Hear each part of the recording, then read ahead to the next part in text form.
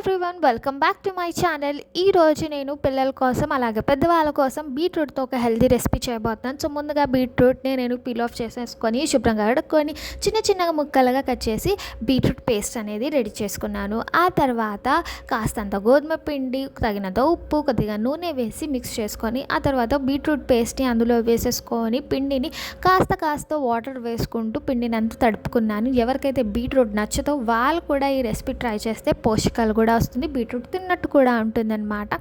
So ఇలా చపాతీలాగా మనము role చేసేసుకోవాలి. మీరు ఏ షేప్లో అయినా చేసుకోవచ్చు. నేను రౌండే కావాలని అలా రౌండ్ చేసుకొని నేను చపాతీ చేసుకున్నాను అనమాట.